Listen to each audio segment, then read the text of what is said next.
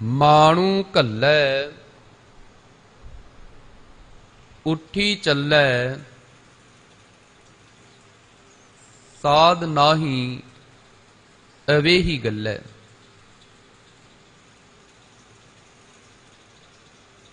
इस मनुख नूं परमात्मा ने घल्लिया, संसार दे विच भेजिया। घल्ले दा अर्थ है भेजना। संसार दे विच आया, आके संसार तो तुर गया, उठी चले। आया संसार दे विच, आया ते आके संसार तो अपना समा जिंदगी दा मिले हुए सवास भोग के संसार तो रुखसत हो गया। गुरु नानक साहब सतगुरु दाता जी कहते ने साध, एक है साध ते एक है साध, दोनों विच फर्क है। ये दद्दे नाल आउंदा है, उत्थे धद्दे नाल आउंदा है। साध दा अर्थ हुंदा है स्वाद ते साध दा अर्थ हुंदा है गुरमुख जन। महाराज कहंदे ने संसार दे विच रब ने भेजिया, आया संसार दे विच आके तुर गया। जो कुछ खट्टण वास्ते आया सी वो कीता ही नहीं, फिर ये गल च स्वाद तां ना आया, ये गल दे विच कोई आनंद तां ना आया। जिंदगी का मकसद अपना पूरा करके गया ही नहीं संसार तो। साहिब श्री गुरु ग्रंथ साहिब की पावन बाणी ने ना जदों साडे जीवन की उदाहरण दिती ना, तो भगत कबीर साहब जी ने बड़ा प्यारा जिक्र किया भी बंदिया, बेशुमार साहां दी कीमती पूंजी लैके तू संसार दे विच आया, पर कौडियां दे भा इनू गवा के संसार तो तुर गया। हीरे वर्गा कीमती जीवन मिलिया, पर कच वर्गा बना के संसार तो रुखसत हो गया। समा मालिक ने बड़ा कीमती दिता, पर तू अजाई गवा के तुर गया। हुण जेड़े साह मालिक ने दिते ने, जेड़ी तेनू सवासां दी पूंजी परमात्मा ने बख्शी है, जदों उहदा हिसाब किताब होया, मापे अपने बच्चियां नू कई वारी धन देंदे ने ना, तो फिर वो इन्नी को निगरानी भी रखते हैं बच्चा किते नू गलत ते नहीं इहदा इस्तेमाल कर रहा। सचमुच रखना चाहिए। हुण धन ते दे दिता, पर आपां उहदा हिसाब किताब नहीं पुछया बच्चियां तो, ते कई वारी बच्चे उस धन का गलत प्रयोग करते हैं। जदों सानू उस गल का पता लगता फिर दुखी होने आ, झूरते हैं भी ये क्यों हो गया। पर जदों आपां धन दिता सी उदों ही इस गल का पता करते भी बच्चे ने खर्चा कित्थे है। गुरु गरीब नवाज दाता जी कहते हैं मालिक ने धन दिता, वो धन है सवासां दी पूंजी, एक किवें तेरी अजाई गई इस गल का तो हिसाब होएगा ना। फिर जदों दूत जाम धर्मराज दे आए, कदे औखा ना हो जावे हिसाब देना, अमल सिरानो लेखा देना, आए कठिन दूत जम लेना, क्या तैं खट्टिया कहाँ गवाया, चलो शिताब दीवान बुलाया, चल दरहाल दीवान बुलाया, हर फरमान दरगाह का आया। चलो भाई दसो हुण की हिसाब किताब है। रब दे घर वालों सदा आ गया जीवन भी दे लेखा जेड़ा तेनू साहां दी कीमती पूंजी दिती सी, की तू खट्टिया ही, की गवाया ही। एक दुकानदार भी हिसाब किताब लाउंदा है भी मैं की कुछ अज खट्टिया है, की कुछ गवाया है, तां ही वो अपने परिवार नू पाल सकता है। 4 ਟਕੇ ਕਮਾ ਸਕਦਾ ਹੈ। ਵਪਾਰੀ ਬੰਦਾ ਹਿਸਾਬ ਕਿਤਾਬ ਨਾ ਲਾਵੇ ਤੇ ਫਿਰ ਉਹਨੂੰ ਇੱਕ ਦਿਨ ਘਾਟਾ ਪੈਂਦਾ ਹੈ, ਫਿਰ ਦੁਖੀ ਹੋਣਾ ਪੈਂਦਾ। ਜੇ ਆਪਾਂ ਸਹੀ ਹਿਸਾਬ ਕਿਤਾਬ ਨਹੀਂ ਲਿਖਿਆ, ਲੈਣੇ ਕਿੰਨੇ ਨੇ ਤੇ ਦੇਣੇ ਕਿੰਨੇ ਨੇ, ਹਿਸਾਬ ਕਿਤਾਬ ਹੀ ਨਾ ਹੋਵੇ ਤੇ ਫਿਰ ਬੰਦੇ ਨੂੰ ਘਾਟਾ ਹੀ ਪੈਣਾ ਨਾ। ਭਗਤ ਕਬੀਰ ਸਾਹਿਬ ਜੀ ਕਹਿੰਦੇ ਨੇ, ਜਦੋਂ ਉਹਨਾਂ ਨੇ ਪੁੱਛਿਆ ਵੀ ਕਿਆ ਤੈਂ ਖੱਟਿਆ ਕਹਾਂ ਗਵਾਇਆ, ਕੀ ਖੱਟਿਆ ਈ ਤੇ ਕਿਵੇਂ ਗਵਾਇਆ ਈ, ਕਿੱਥੇ ਗਵਾਇਆ ਈ? ਚਲੋ ਸ਼ਿਤਾਬ ਦੀਵਾਨ ਬੁਲਾਇਆ, ਚਲੋ ਜੀ ਸਾਡੇ ਨਾਲ ਹੁਣੇ, ਤੁਹਾਨੂੰ ਹੁਣੇ ਲੇਖਾ ਦੇਣਾ ਪਏਗਾ, ਦੀਵਾਨ ਵਿੱਚ ਤੁਹਾਡੀ ਪੇਸ਼ੀ ਹੈ। ਚੱਲ ਦਰਹਾਲ ਦੀਵਾਨ ਬੁਲਾਇਆ, ਹਰ ਫਰਮਾਨ ਦਰਗਾਹ ਕਾ ਆਇਆ। ਛੇਤੀ ਤੁਰੰਤ ਇਸੇ ਵਕਤ ਚੱਲੋ। ਰੱਬ ਦੇ ਘਰੋਂ ਸੱਦਾ ਆ ਗਿਆ, ਪਰਮਾਤਮਾ ਦੇ ਘਰੋਂ ਪੈਗਾਮ ਆ ਗਿਆ। ਉਦੋਂ ਫਿਰ ਬੰਦਾ ਕੀ ਕਰਦਾ? ਕਰੋ ਅਰਦਾਸ ਗਾਮ ਕਿਛ ਬਾਕੀ, ਲਿਓ ਨਬੇਰ ਆਜ ਕੀ ਰਾਤੀ। किछ भी खर्च तुम्हारा सारो, सुबह निवास सराय गुजारो। भगत कबीर साहब जी कहते हैं भी जिंदियां जीती ने अरदास कीती नहीं, कदे गुरु कोल नहीं आया। कदे गुरु कोल आउंदियां अरदास कीती होंदी ते शायद ये जीवन की अमोलक पूंजी अजाई ना जाती, पर उदों ते अरदास नहीं कीती। हुण अरदासां करदा है, हुण उन्हां नूं कहिंदा भी कुछ समा तां दिओ ना मैनूं, सुचेत ते करदे ना। पहला रब वल्लों साध संगत जी पैगाम आउंदा है सानू, पर ना समझिए ते वखरी गल है। जो जदों साडे शरीर दी सत्या कमजोर पैनी शुरू हो जावे, रब वल्लों पैगाम है। जदों केस काले तो धौले होने शुरू हो जान, परमात्मा वल्लों सद्दे दा पैगाम आ गया ना भी समा तेरा हुण बुढ़ेपे वाल नूं वधदा जा रहा। जदों अखां दी दृष्टि कमजोर पै जांदी है, बल शरीर दा घटना शुरू हो जाता है, उम्र दे लिहाज दे नाल उदों परमात्मा वल्लों सद्दे ही ते ने। तैनूं पहला सुचेत कीता गया, तू संसार नूं चलदियां देख रहा है, ना समझे ते वखरी गल है। हुण कहंदा कुछ समा ते दिओ, करो अरदास गाम किश बाकी। हिसाब किताब थोड़ा जिहा पिंडां दा रह गया, जे तुसी कहो ते मैं हिसाब किताब ना कर लवां। एक रात दा ते समा दिओ, लिओ नबेर आज की राती, अज दी रात मैं सारा हिसाब किताब बराबर कर दियां, नबेड़ लवां। हुण बंदा संसार दे विच की यतन करदा है, कोई काज बंदे ने करना होवे ना, दफ्तरी काज होवे या किते भी काज होवे, तो बंदा कहंदा भी चलो मेरा काम सौर जाना चाहिए। वो कहंदे ने इदां नहीं सौरना, साडी पहला जेब गर्म करनी पैगी, पहला साडी जेब दे विच 4 टके पाओ, तुहाडा काज सवर जाएगा।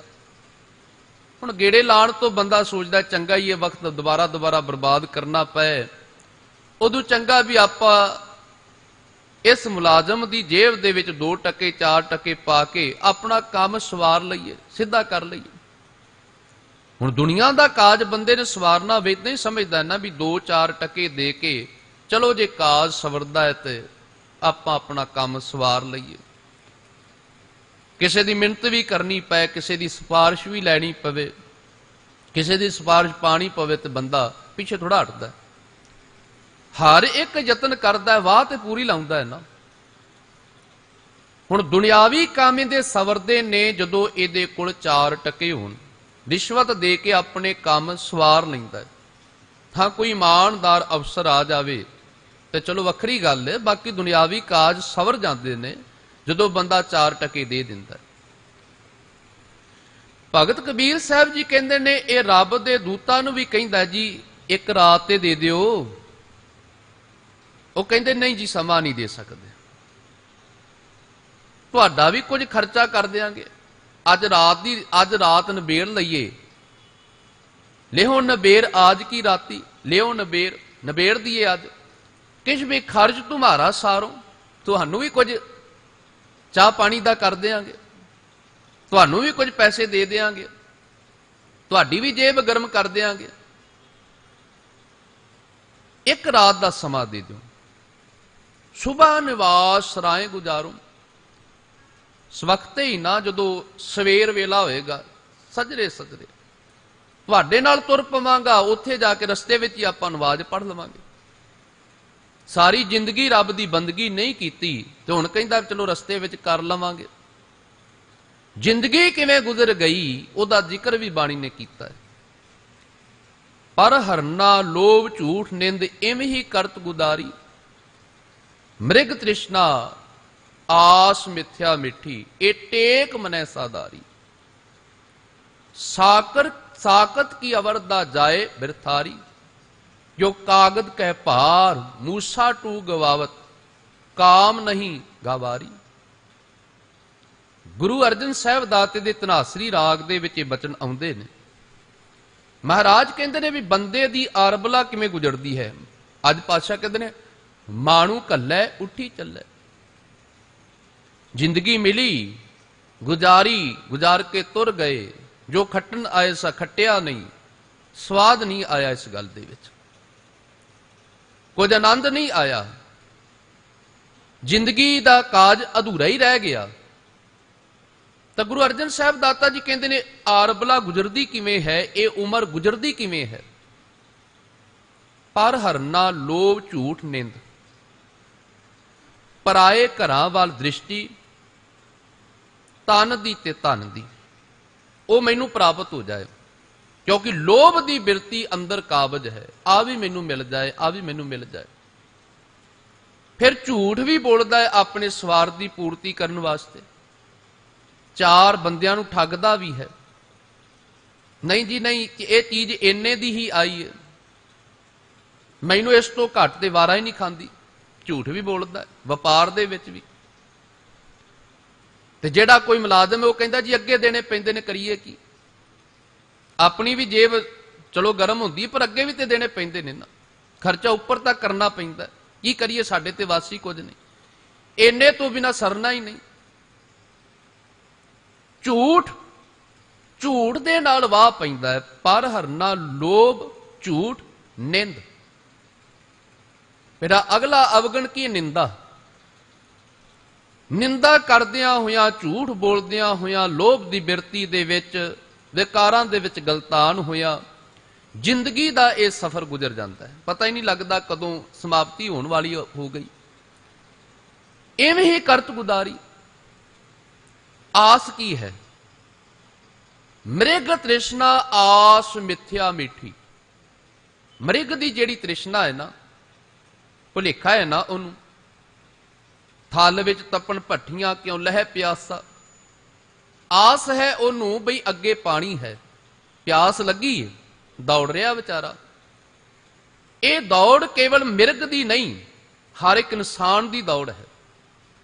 ये दौड़ सानू ये दसदी है भी जिंदगी दे विच इन्हें वापस परतना ही भुल गया। भी दौड़ ही एक आम तौर पर कहानी आपां सुनी है ना, उहदे उत्ते एक पिक्चर भी बनी है। बई कोई जमीन वेच के दूजी थां ते आ गया, पिंड दे विच आके उन्हें कहा बई इत्थे मैं सुनिया जमीन वाधू बन जाती। कहने लगे जी बन जाती, किन्नी बना लवांगा। कहने लगे जी सवेर तो लैके सूरज डुबण तक जिन्ना तू दौड़ सकिया ओनी जमीन तेरी हुई। आ पैसे इत्थे रख जा ते ओनी जमीन तेरी हुई। पर एक गल भुली ना भी सूरज डुबण तो पहला पहला इत्थे वापस आना। आ लकीर मार दी है भी सूरज डुबण तो पहला पहला तेन वापस आना पै। कहने लगा जी ठीक है। पानी नाल खड़ लिया उसने। मन में ख्याल आया भी वजन लैके क्यों तुरना, वजन लैके तुरांगा तो सफर जिहड़ा है, जिहड़ी जमीन है घट बनेगी। पानी इत्थे ना रख जावां। थोड़ा जिहा अगे गया, पानी घुट पीता तो उन्हें उत्थे रख दिता।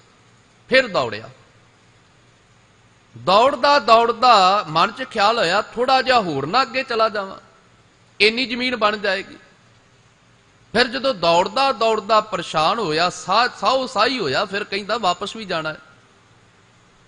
हुण वापस परतां ते उहदे विच इदां ही दिखाया गया भी जदों वापस परतिया ना, पिंड वाले कहंदे छेती आ जा, सूरज डुੱਬਣ वाला है। उन्हें चाल होर वधाई, बिल्कुल उस लकीर दे कोल, उस लाइन दे कोल आण तो पहलां वो एकदम डिग्गिया ते उन्हें दम तोड़ दिता। बंदे दी भी ऐसी ही हालत है, हर एक बंदे दी हालत है। ये जिहड़ी मृग तृष्णा है ना, ये इंसान दे अंदर लगातार काबज है। बेचारा दौड़ रहा है, पानी अगे पानी अगे है। भाई साहब भाई गुरदास जी कहते हैं पानी नहीं, वो अख दा केवल भुलेखा है। जेठ हाड़ दे महीनिਆਂ ਦੇ ਵਿੱਚ ਆਪਾਂ सड़क ਨੂੰ ਵੀ ਤਪਦਾ ਹੋਇਆ ਦੇਖਦੇ ਆ ਤੇ ਇਦਾਂ ਪ੍ਰਤੀਤ ਹੁੰਦਾ ਜਿਵੇਂ ਮੀਂਹ ਪੈ ਕੇ ਹਟਿਆ ਹੋਵੇ। ਇਦਾਂ ਲੱਗਦਾ ਨਾ ਸਾਨੂੰ ਜਿਵੇਂ ਮੀਂਹ ਪੈ ਕੇ ਹੁਣੇ ਹਟਿਆ ਹੋਵੇ। ਉਹ ਜਿਹੜੀ ਸੜਕ ਹੈ, ਉਹ ਜਦੋਂ ਸੂਰਜ ਦੀ ਤਪਸ਼ ਪੈਂਦੀ, ਉਹਦੀਆਂ ਕਿਰਨਾਂ ਪੈਂਦੀਆਂ ਨੇ, ਤਪਸ਼ ਦੇ ਨਾਲ ਉਹ ਤਪਦੀ ਹੈ, ਉਹ ਲੋ ਆਦ ਉੱਠਦੀ ਹੈ। ਉਹ ਸਾਨੂੰ ਇਦਾਂ ਪ੍ਰਤੀਤ ਹੁੰਦਾ ਹੈ ਅੱਗੇ ਪਾਣੀ ਹੈ।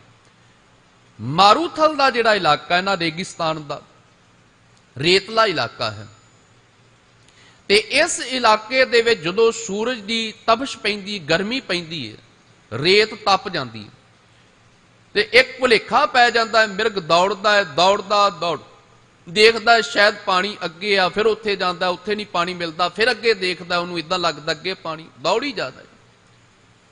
ਵਿਚਾਰੇ ਨੂੰ ਉਹ ਇਦਾਂ ਦੌੜਦਿਆਂ ਦੌੜਦਿਆਂ ਆਪਣੇ ਪ੍ਰਾਣ ਤਿਆਗ ਦਿੰਦਾ ਹੈ। ਪਾਣੀ ਨਹੀਂ ਮਿਲਦਾ ਕਿਉਂਕਿ ਪਾਣੀ ਹੁੰਦਾ ਨਹੀਂ। ਮ੍ਰਿਗ ਤ੍ਰਿਸ਼ਨਾ ਆਸ ਮਿੱਥਿਆ ਮਿੱਠੀ, ਇਹ ਬੰਦੇ ਦੀ ਹਾਲਤ ਤੇ ਮਿਰਗ ਦੀ ਵੀ ਤੇ ਹੈ ਹੀ ਹੈ, ਪਰ ਬੰਦੇ ਦੀ ਵੀ ਇਹੀ ਹਾਲਤ ਹੈ। ਆਸ ਮਿੱਥਿਆ ਮਿੱਠੀ, ਵੀ ਆ ਵੀ ਮਿਲ ਜਾਵੇ, ਆ ਵੀ ਮਿਲ ਜਾਵੇ। ਇਸੇ ਦੌੜ ਦੇ ਵਿੱਚ ਸਾਰੀ ਜ਼ਿੰਦਗੀ ਦੌੜਦਾ ਹੀ ਰਹਿ ਜਾਂਦਾ ਹੈ, ਭੁੱਲ ਜਾਂਦਾ ਹੈ ਕਿਸ ਮਕਸਦ ਵਾਸਤੇ ਸੰਸਾਰ ਦੇ ਵਿੱਚ ਆਇਆ ਵਾਂ। ਇੰਨੀ ਦੌੜ ਪ੍ਰਬਲ ਹੋ ਜਾਂਦੀ ਹੈ, ਇਹਨੂੰ ਅੰਮ੍ਰਿਤ ਵੇਲਾ ਉੱਠਣਾ ਵੀ ਵਿਸਰ ਜਾਂਦਾ ਹੈ। ਇੰਨੀ ਦੌੜ ਪ੍ਰਬਲ ਹੋ ਜਾਂਦੀ ਹੈ, ਇਹਨੂੰ ਨਿਤਨੇਮ ਵੀ ਭੁੱਲ ਜਾਂਦਾ ਹੈ। ਇਸ ਦੌੜ ਦੇ ਵਿੱਚ ਇੰਨਾ ਵੀ ਭੁੱਲ ਜਾਂਦਾ ਹੈ ਸਾਧ ਸੰਗਤ ਵੀ ਕਰਨੀ ਹੈ। ਇਹ ਦੌੜ ਦੇ ਵਿੱਚ ਇਹ ਵੀ ਵਿਸਰ ਜਾਂਦਾ ਹੈ ਵੀ ਸੰਧਿਆ ਦਾ ਵੇਲਾ ਹੋ ਗਿਆ, ਸੋਦਰ ਦਾ ਪਾਠ ਵੀ ਕਰਨਾ ਹੈ। ਦੌੜ ਹੀ ਲੱਗੀ ਹੈ। ਦੌੜ ਦੇ ਵਿੱਚ ਵਿਸਾਰ ਦਿੰਦਾ ਵੀ ਕਰਨਾ ਕੀ ਹੈ, ਅਸਲੀ ਮਕਸਦ ਭੁੱਲ ਜਾਂਦਾ ਹੈ। ਦੌੜ ਜ਼ਰੂਰ ਦੌੜ, ਪਰ ਦੌੜਦਿਆਂ ਦੌੜਦਿਆਂ ਇੰਨਾ ਕੁ ਧਿਆਨ ਜ਼ਰੂਰ ਰੱਖੀ, ਦੌੜ ਦੇ ਸਮਾਪਤ ਹੋਣ ਤੋਂ ਪਹਿਲਾਂ ਪਹਿਲਾਂ ਤੈਨੂੰ ਤੇਰੀ ਮੰਜ਼ਿਲ ਮਿਲ ਜਾਏ। ਜੇ ਮੰਜ਼ਿਲ ਨਹੀਂ ਮਿਲੀ ਫਿਰ ਤੇਰੀ ਦੌੜ ਅਧੂਰੀ ਹੈ, ਫਿਰ ਕੇਵਲ ਦੌੜ ਰਿਹਾ ਹੈ, ਪ੍ਰਾਪਤ ਕੁਝ ਨਹੀਂ ਹੋਏਗਾ। ਮ੍ਰਿਗ ਤ੍ਰਿਸ਼ਨਾ ਆਸ ਮਿੱਥਿਆ ਮਿੱਠੀ, ਬੜੀ ਆਸ ਹੈ ਮਨ ਦੇ, ਮਿੱਠੀ ਆਸ ਹੈ। ਇਹ ਟੇਕ ਮਨੇ ਸਧਾਰੀ, ਇਹ ਮਨ ਦੇ ਵਿੱਚ ਟੇਕ ਮਨੁੱਖ ਦੇ ਵੀ ਹੈ। ਹੁਣ ਦੇਖੋ ਗੁਰਮੁਖ ਦੀ ਜ਼ਿੰਦਗੀ ਕੀ ਹੈ। ਬਾਣੀ ਨੇ ਕਿਹਾ ਹੈ ਗੁਰਮੁਖ ਜਨਮ ਸਵਾਰ ਦਰਗਾਹ ਚੱਲਿਆ, ਸੱਚੀ ਦਰਗਾਹ ਜਾਏ ਸੱਚਾ ਪਿੜ ਮੱਲਿਆ। ਪਰ ਜਦੋਂ ਸਾਕਤ ਦੀ ਗੱਲ ਕੀਤੀ ਨਾ, ਤੇ ਗੁਰੂ ਅਰਜਨ ਸਾਹਿਬ ਦਾਤਾ ਜੀ ਕਹਿੰਦੇ ਸਾਕਤ ਕੀ ਅਵਰਦਾ ਜਾਏ ਬਿਰਥਾਰੀ, ਵਿਅਰਥ ਚਲੀ ਜਾਂਦੀ ਹੈ। ਉਮਰ ਵਿਅਰਥ ਕਿਵੇਂ ਜਾਂਦੀ ਹੈ ਜੀ?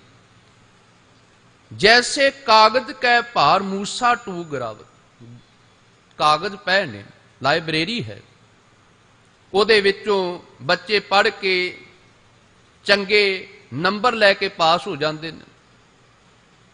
ਲਾਇਬ੍ਰੇਰੀ ਹੈ, ਲਾਇਬ੍ਰੇਰੀ ਦੇ ਵਿੱਚੋਂ ਵਿਦਵਾਨ ਲੋਕ ਕਿਤਾਬਾਂ ਪੜ੍ਹਦੇ ਨੇ, ਤਾਂ ਉਹ ਕਿਤਾਬਾਂ ਪੜ੍ਹ ਕੇ ਗਿਆਨ ਹਾਸਲ ਕਰ ਲੈਂਦੇ ਨੇ।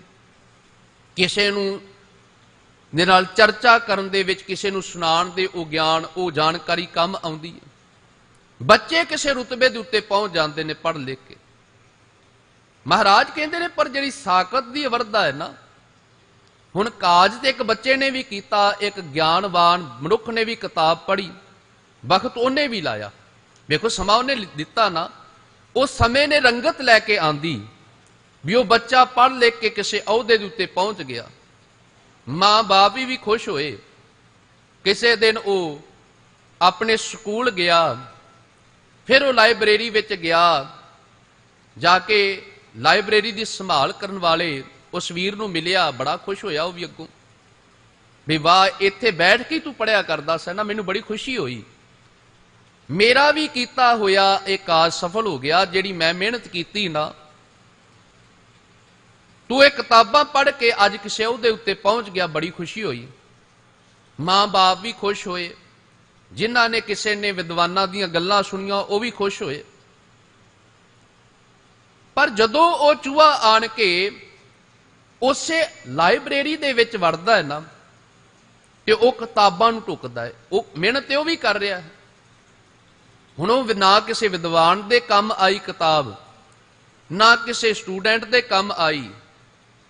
ਹੁਣ ਜਦੋਂ ਇਹ ਦੇਖਿਆ ਵੀ ਲਾਇਬ੍ਰੇਰੀ ਦੇ ਵਿੱਚ ਕੋਈ ਚੂਹਾ ਅੰਦਰ ਦਾਖਲ ਹੋ ਗਿਆ ਹੈ, ਲਾਇਬ੍ਰੇਰੀਅਨ ਨੇ ਕਿਹਾ, ਉਹ ਕਹਿੰਦਾ ਵੀ ਬੱਚਿਆਂ ਨੂੰ ਕਹਿੰਦਾ ਵੀ ਆਓ ਆਪਾਂ ਉਹਨੂੰ ਲੱਭੀਏ ਤੇ ਉਹਨੂੰ ਮਾਰੀਏ।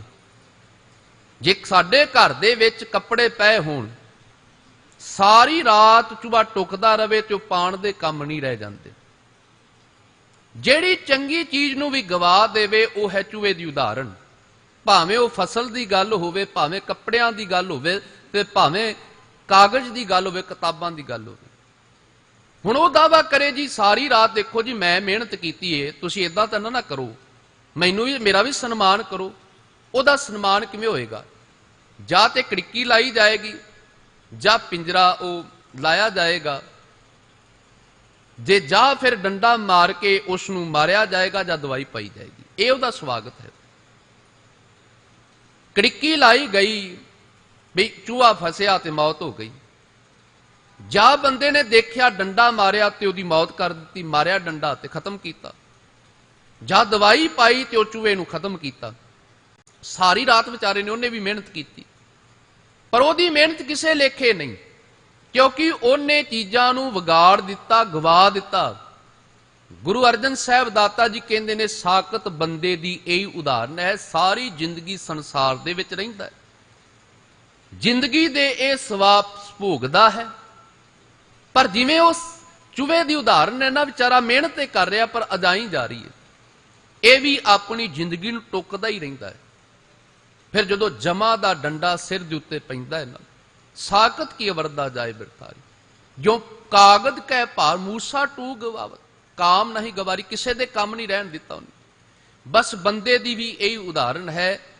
ਆਇਆ ਸੰਸਾਰ ਦੇ ਵਿੱਚ ਹੈ ਤੇ ਇਹ ਉਦਾਹਰਨ ਭਗਤ ਕਬੀਰ ਸਾਹਿਬ ਜੀ ਨੇ ਵੀ ਦਿੱਤੀ ਨਾ, ਨਾਂਗੇ ਆਵਣ ਨਾਂਗੇ ਜਾਣਾ, ਕੋਈ ਨਾ ਰਹਿ ਰਾਜਾ ਰਾਣਾ, ਰਾਜਾ ਰਾਮ ਦੇ ਧਨ ਮੇਰਾ। ਮਹਾਰਾਜ ਦਾਤਾ ਜੀ ਕਹਿੰਦੇ ਨੇ ਸੰਪੈ ਹਿਤ ਕਲਤ ਧਨ ਤੇਰਾ, ਆਵਤ ਸੰਗ ਨਾ ਜਾ ਸੰਗਾਤੀ, ਕਹਾਂ ਗਏ ਦਰ ਬਾਂਧੇ ਹਾਥੀ। ਲੰਕਾ ਗੜ ਸੋਨੇ ਕਾ ਭਇਆ ਮੂਰਖ, ਰਾਵਣ ਕਿਆ ਲੈ ਗਿਆ। ਕੀ ਲੈ ਕੇ ਗਿਆ ਭਾਈ? ਜਰਾ ਵੇਖੋ ਤੇ ਸਹੀ। 1 ਲੱਖ ਪੂਤ 1.25 ਲੱਖ ਨਾਤੀ, ਤੇ ਰਾਵਣ ਕਰ ਦਿਆ ਨਾ ਬਾਤੀ। ਬਾਣੀ ਨੇ ਇੱਕ ਬਚਨ ਕਹੇ ਨੇ, ਜ਼ਿੰਦਗੀ ਏਦਾਂ ਨਾ ਗੁਜ਼ਰ ਜਾਏ।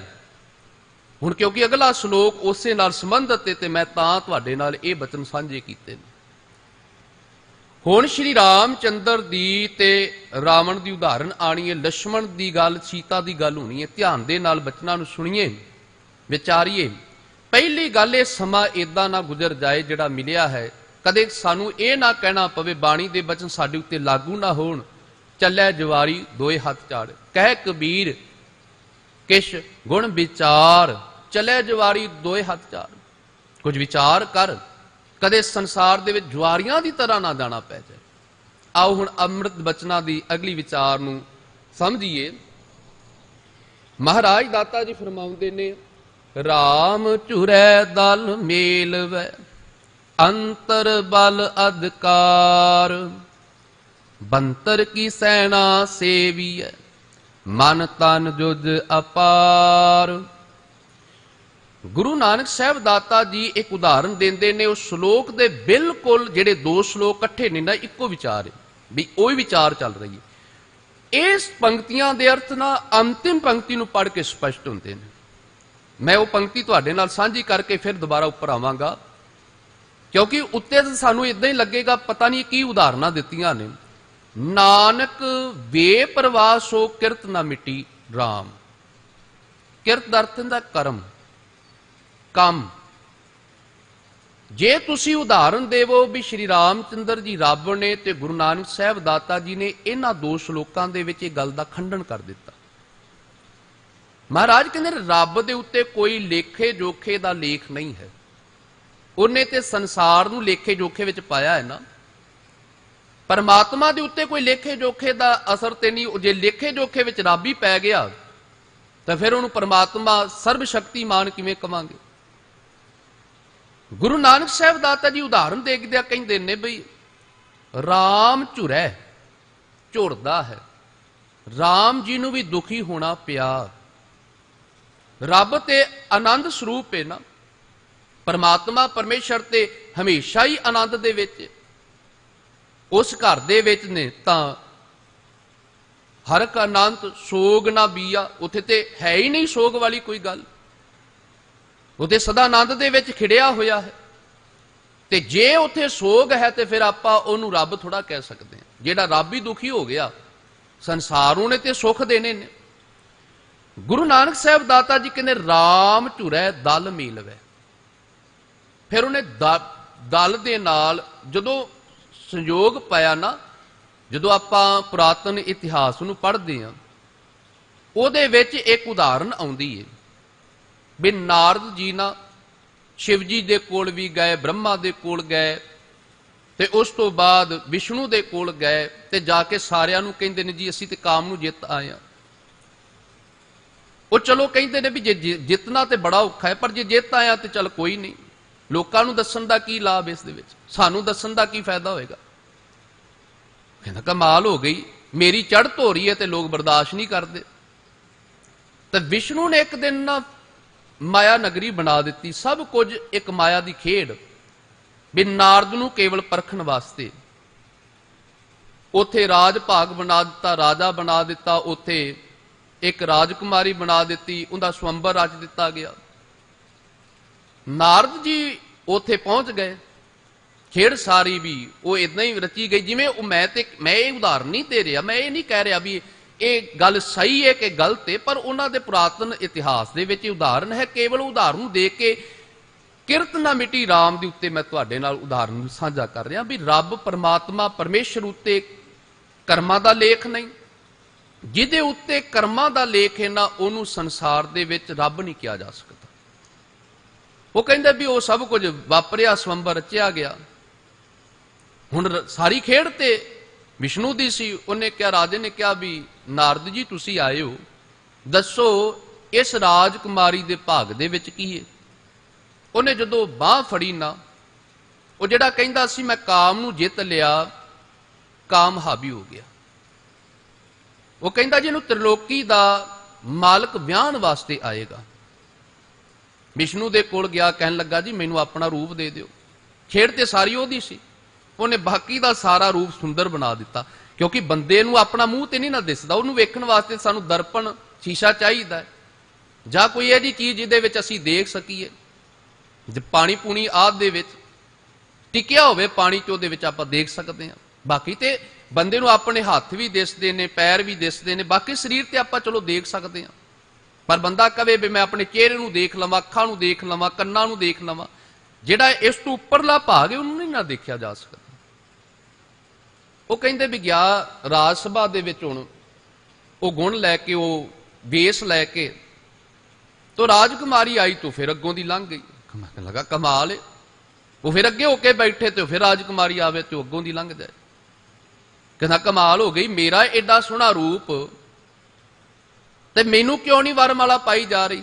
ਉਹ ਸਾਰੇ ਹੱਸ ਪਏ, ਜਿੰਨੇ ਵੀ ਸਭਾ ਦੇ ਵਿੱਚ ਬੈਠੇ ਸਨ ਸਾਰੇ ਹੱਸ ਪਏ, ਕਹਿਣ ਲੱਗੇ ਪਹਿਲਾਂ ਆਪਣਾ ਮੂੰਹ ਤੇ ਦੇਖ, ਬਾਂਦਰ ਦਾ ਮੂੰਹ ਲੱਗਾ।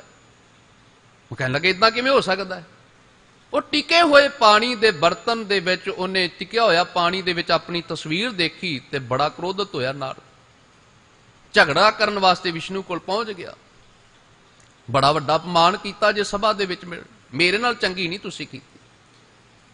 ਤਾਂ ਮੈਂ ਤੁਹਾਨੂੰ ਇਹ ਗੱਲ ਕਹਿਣਾ, ਕੋਈ ਵਕਤ ਆਏਗਾ ਜਿਵੇਂ ਮੈਨੂੰ ਬਾਂਦਰ ਬਣਾਇਆ ਜੇ, ਇਦਾਂ ਤੁਹਾਨੂੰ ਬਾਂਦਰਾਂ ਦੀ ਸਹਾਇਤਾ ਲੈਣੀ ਪਏਗੀ। ਇਹ ਉਹਨਾਂ ਦਾ ਇਤਿਹਾਸ ਕਹਿੰਦਾ, ਜਿਹੜੀ ਮੈਂ ਤੁਹਾਡੇ ਸਾਹਮਣੇ ਉਦਾਹਰਨ ਦੇ ਰਿਹਾ ਵੀ ਤੁਹਾਨੂੰ ਵੀ ਇੱਕ ਦਿਨ, ਮੈਂ ਇਸਤਰੀ ਵਾਸਤੇ ਸਭ ਕੁਝ ਕੀਤਾ ਨਾ, ਰਾਜਕੁਮਾਰੀ ਨੂੰ ਪ੍ਰਾਪਤ ਕਰਨ ਵਾਸਤੇ, ਤੁਹਾਡੀ ਵੀ ਇੱਕ ਦਿਨ ਔਰਤ ਜਾਏਗੀ, ਜਿਵੇਂ ਤੂੰ ਮੇਰਾ ਬਾਂਦਰ ਬਣਾ ਕੇ ਮਜ਼ਾਕ ਉਡਾਇਆ ਨਾ, ਇਦਾਂ ਤੁਹਾਨੂੰ ਵੀ ਕਿਸੇ ਦਿਨ ਸਹਾਇਤਾ ਉਹਨਾਂ ਬਾਂਦਰਾਂ ਦੀ ਲੈਣੀ ਪਏਗੀ। ਖੇਡ ਵਾਪਰੀ। ਚਲੋ ਨਾਰਦ ਪਿਆਰ ਵਾਲੇ ਸਨ, ਵਿਸ਼ਨੂੰ ਨੇ ਕਹਿ ਲਿਆ ਤੇਰਾ ਬਚਨ ਅਸੀਂ ਮੋੜਾਂਗੇ ਨਹੀਂ। ਹੁਣ ਉਹਨਾਂ ਦੀ ਪੁਰਾਤਨ ਕਥਾ ਇਹ ਕਹਿੰਦੀ ਹੈ ਵੀ ਸ਼੍ਰੀ ਰਾਮ ਚੰਦਰ ਜੀ ਵਿਸ਼ਨੂੰ ਦੇ ਅਵਤਾਰ ਸਨ। ਕਿਰਤ ਨਾ ਮਿਟੀ ਰਾਮ, ਜਿਹੜੀ ਗੱਲ ਤੁਹਾਡੇ ਨਾਲ ਸਾਂਝੀ ਕਰਨਾ ਚਾਹੁੰਦਾ ਵੀ ਰਾਮ ਚੰਦਰ ਜੀ ਵਿਸ਼ਨੂੰ ਦੇ ਅਵਤਾਰ ਸਨ। ਇੱਕ ਦਿਨ ਐਸਾ ਆ ਗਿਆ ਜਿਸ ਦਿਨ ਲక్ష్మణ ਦੇ ਕੋਲ ਬੜੀ ਵੱਡੀ ਗਲਤੀ ਹੋ ਗਈ। ਹੈ ਤੇ ਉਹ ਗਲਤੀ ਸੀ ਨਾ, ਕਿਹੜਾ ਸੰਸਾਰ ਦੇ ਵਿੱਚ ਭਰਾ ਇਹੋ ਜਿਹਾ। ਮੈਂ ਤੇ ਰਾਵਣ ਨੂੰ ਦੋਸ਼ੀ ਨਹੀਂ ਮੰਨਦਾ, ਪਰ ਜਿਹੜਾ ਗੁਰੂ ਪਾਤਸ਼ਾਹ ਨੇ ਇਹ ਗੱਲ ਕਹੀ ਹੈ ਨਾ, ਉਹਦੇ ਪਿੱਛੇ ਇੱਕ ਸਿਧਾਂਤ ਹੈ। ਉਹ ਸਿਧਾਂਤ ਹੈ ਵੀ ਜਿਹੜਾ ਗਿਆਨਵਾਨ ਹੈ, ਗਿਆਤਾ ਹੈ, ਉਹਨੂੰ ਕਿਸੇ ਬਾਹਰੀ ਤੌਰ ਤੇ ਸਾਧੂ ਦਾ ਭੇਖ ਬਣਾ ਕੇ ਇਦਾਂ ਨਹੀਂ ਸੀ ਕਰਨਾ ਚਾਹੀਦਾ, ਕਿਉਂਕਿ ਸਾਧੂ ਦਾ ਭੇਖ ਬਣਾ ਕੇ ਉਹਨੇ ਸੀਤਾ ਨੂੰ ਛਲਿਆ ਨਾ।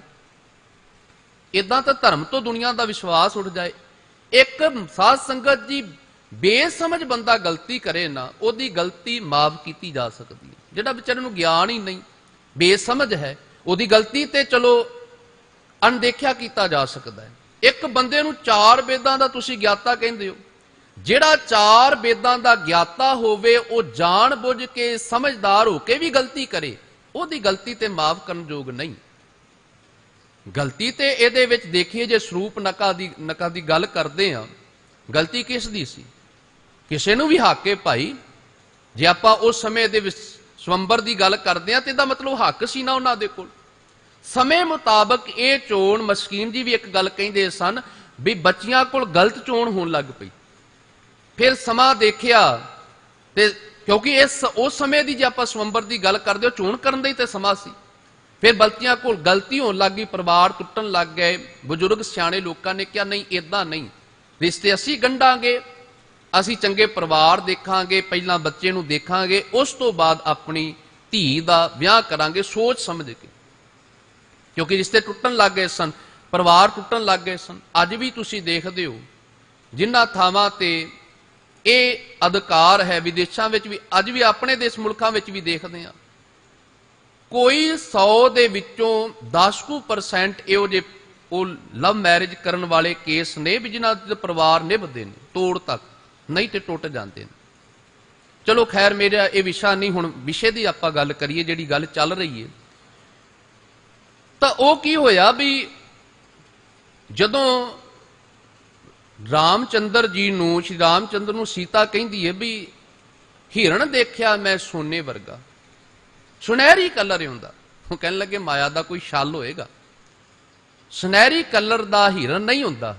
ਕਿਉਂਕਿ ਲక్ష్మణ ਨੇ ਕੀ ਗਲਤੀ ਕੀਤੀ ਸੀ ਉਹ ਆਪਾਂ ਨੂੰ ਪਤਾ ਹੈ। ਪਹਿਲਾਂ ਰਾਮਚੰਦਰ ਜੀ ਕੋਲ ਭੇਜਿਆ, ਉਹਨੇ ਕਿਹਾ ਮੇਰਾ ਵਿਆਹ ਹੋਇਆ। ਫਿਰ ਉਹ ਵਾਪਸ ਗਈ ਲక్ష్మణ ਦੇ ਕੋਲ ਤੇ ਉਹਨੇ ਉਹਦਾ ਨੱਕ ਕੱਟ ਦਿੱਤਾ। ਨੱਕ ਕੱਟਣ ਦੇ ਬੜੇ ਮਤਲਬ ਹੁੰਦੇ ਨੇ, ਪਰ ਉਹ ਬਾਹਰੀ ਤੌਰ ਤੇ ਸਰੀਰਕ ਨੱਕ ਦੀ ਗੱਲ ਇਤਿਹਾਸਕਾਰਾਂ ਨੇ ਲਿਖੀ ਹੈ ਵੀ ਉਹਦਾ ਨੱਕ ਕੱਟ ਦਿੱਤਾ। ਉਹ ਆਪਣੇ ਭਰਾ ਦੇ ਕੋਲ ਗਈ ਤੇ ਭਰਾ ਨੂੰ ਜਾ ਕੇ ਸਾਰੀ ਆਪਣੀ ਦਾਸਤਾਨ ਦੱਸੀ। ਹੁਣ ਕਿਹੜਾ ਭਰਾ ਹੈ ਜਿਹੜਾ ਇਸ ਗੱਲ ਨੂੰ ਬਰਦਾਸ਼ਤ ਕਰੇ ਵੀ ਮੇਰੀ ਭੈਣ ਦਾ ਕੋਈ ਅਪਮਾਨ ਕਰਦੇ? ਤੇ ਫਿਰ ਉਹ ਰਾਜਾ ਹੋਵੇ, ਫਿਰ ਉਹ ਗਿਆਤਾ ਹੋਵੇ, ਜਿਹਨੇ ਏਦਾਂ ਵੀ ਕਿਹਾ ਗਿਆ ਵੀ ਮੌਤ ਨੂੰ ਇੰਨੀ ਤਾਕਤ ਦਾ ਮਾਲਕ, ਸੋਨੇ ਦੀ ਲੰਕਾ ਦਾ ਮਾਲਕ, ਉਹ ਕਿਵੇਂ ਬਰਦਾਸ਼ਤ ਕਰ ਸਕਦਾ ਸੀ? ਉਹ ਆਪਣੀ ਗਲਤ ਥਾਂ ਤੇ ਗਲਤ ਤੇ ਨਹੀਂ ਸੀ, ਰਾਵਣ ਗਲਤ ਤੇ ਨਹੀਂ ਸੀ। ਹੁਣ ਉਹਨੇ ਜੋ ਕੁਝ ਰਚਿਆ ਤੇ ਉਹ ਇੱਕ ਖੇਡ ਵਰਤਾਈ ਵੀ ਉਹਨੂੰ ਸੋਨੇ ਦਾ ਹਿਰਨ ਨਜ਼ਰ ਆਇਆ ਸੀਤਾ ਨੂੰ। ਸ਼੍ਰੀ ਰਾਮਚੰਦਰ ਜੀ ਕਹਿੰਦੇ ਮਾਇਆ ਦਾ ਕੋਈ ਛਲਾਵਾ ਹੋਏਗਾ? ਨਹੀਂ ਜੀ, ਮੈਨੂੰ ਚਾਹੀਦਾ, ਤੁਸੀਂ ਲੈ ਕੇ ਆਓ। ਉਹ ਗਿਆ ਲੈਣ ਵਾਸਤੇ। ਲక్ష్మణ ਨੂੰ ਜ਼ਿੰਮੇਵਾਰੀ ਸੌਂਪ ਗਿਆ ਬਈ ਆਪਣੀ ਭਰਜਾਈ ਦੀ, ਆਪਣੀ ਭਾਬੀ ਦੀ ਰਾਖੀ ਤੂੰ ਕਰਨੀ ਹੈ। ਖੈਰ ਉਹ ਰਾਖੀ ਕਰਨ ਵਾਸਤੇ ਕੋਲ ਰਿਹਾ। ਜਦੋਂ ਹਿਰਨ ਨੂੰ ਤੀਰ ਵੱਜਿਆ ਨਾ ਤੇ ਉਹਦੇ ਵਿੱਚੋਂ ਆਵਾਜ਼ ਆਈ ਸੀਤਾ ਲక్ష్మణ, ਇਦਾਂ ਪ੍ਰਤੀਤ ਹੋਇਆ ਰਾਮਚੰਦਰ ਦੀ ਆਵਾਜ਼ ਹੈ। ਸੀਤਾ ਨੂੰ ਫਿਕਰ ਪੈ ਗਿਆ। ਲక్ష్మణ ਜੀ ਨੂੰ ਕਹਿੰਦੇ ਨੇ ਜਾਓ ਆਪਣੇ ਭਰਾ ਦੀ ਜਾ ਕੇ ਸਹਾਇਤਾ ਕਰੋ। ਉਹ ਕਹਿਣ ਲੱਗਾ ਵੀ ਇਹ ਵੀ ਕੋਈ ਛਲ ਹੋਏਗਾ, ਮੇਰੇ ਭਰਾ ਨੂੰ ਤਰਲੋਕੀ ਦੇ ਵਿੱਚ ਕੋਈ ਨਹੀਂ ਮਾਰ ਸਕਦਾ, ਤੂੰ ਚਿੰਤਾ ਨਾ ਕਰ। ਕਹਿਣ ਲੱਗੀ ਉਹ ਵਿਪਤਾ ਦੇ ਵਿੱਚ ਆਵਾਜ਼ ਤੁਹਾਨੂੰ ਸੁਣਾਈ ਦੇ ਰਹੀ ਹੈ, ਦੋਨਾਂ ਨੂੰ ਸੁਣਾਈ ਦਿੱਤੀ, ਤੁਸੀਂ ਲੈ ਕੇ ਆਵੋ। ਉਹਨੇ ਕਿਹਾ ਵੀ ਲక్ష్మణ ਰੇਖਾ ਖਿੱਚ ਦਿੱਤੀ। ਤੁਹਾਨੂੰ ਸਾਰਿਆਂ ਨੂੰ ਪਤਾ ਇਸ ਗੱਲ ਦਾ ਵੀ ਇਹਦੇ ਤੋਂ ਬਾਹਰ ਨਾ ਜਾਈ। ਲక్ష్మణ ਰੇਖਾ ਦੇ ਅੰਦਰ ਕੋਈ ਵੀ ਤਾਕਤ ਅੰਦਰ ਪ੍ਰਵੇਸ਼ ਨਹੀਂ ਕਰ ਸਕਦੀ। ਜਿਹੜੀ ਅੰਦਰ ਪ੍ਰਵੇਸ਼ ਕਰਨ ਦਾ ਯਤਨ ਕਰੇਗੀ ਭਸਮ ਹੋ ਜਾਏਗੀ। ਗਿਆ ਜੀ ਲక్ష్మణ। ਹੁਣ ਜਦੋਂ ਰਾਵਣ ਆਉਂਦਾ ਹੈ ਤੇ ਕਿਹਾ ਜਾਂਦਾ ਵੀ ਇੱਕਦਮ ਅੱਗੇ ਹੋਣ ਦਾ ਯਤਨ ਕਰਦਾ ਤੇ ਉਹਨੂੰ ਅੱਗ ਲੱਗਦੀ, ਉਹ ਵਾਪਸ ਪਿੱਛੇ ਪਰ ਜਾਂਦਾ। ਸੀਤਾ ਨੂੰ ਕਹਿੰਦਾ ਦਾਨ ਦੇਣਾ ਹੀ ਨਾ, ਸਾਧੂ ਦਾ ਭੇਸ ਸੀ, ਦਾਨ ਦੇਣਾ ਹੀ ਨਾ ਤੇ ਰੇਖਾ ਤੋਂ ਬਾਹਰ ਆ ਕੇ ਦੇ। नहीं तो मैं वापस परतन लगा वा। और कोई दानी कोई फकीर आया होया दरवाजे तो वापस परत जाए, बड़ा वड्डा शगन है इस गल का। वो मानते सन। हुण सीता जी कहती चलो फिर दान बाहर जाके दे दिया, चक के लै गया। हुण जदों ये विपता का समा पिया भी चक के कित्थे लैके गया किसी नूं नहीं सी पता। सब तो पहला उन्हें वानरा की सहायता लई ते वानरा का जिहड़ा उस वक्त मोढी सी वो सी सगरीव। सगरीव आप विपता दे विच सी विचारा, भरा दी भरा नाल नहीं सी बनदी। बाली जिहड़ा सी उन्ने राज भाग भी हत्या लिया उसका, ते इथों तक उसकी पत्नी नूं भी हत्या लिया। श्री रामचंद्र कोल इन्हें सहायता मंगी भी मैं तेरी सहायता करांगा, पर पहला मेरी ते सहायता कर, मैं ते आप विपता दे विच हां। मैं अपनी पूरी वानर सेना नाल तुहाडी सहायता करांगा, पर पहलू मैनू ते विपता विचों कड्डो। कहन लगा जी की विपता? उन्हें सारी अपनी कहानी दसी। कहन लगा फिर तू ना कल नूं बाली दे नाल युद्ध करी ते मैं बाली नूं मार दियांगा, क्योंकि बाली बाबत सगरीव ने दस दिता भी उहदे कोल इन्नी ताकत उहदा बल खिच लैंदा जदों कोई उहदे सामने जांदा।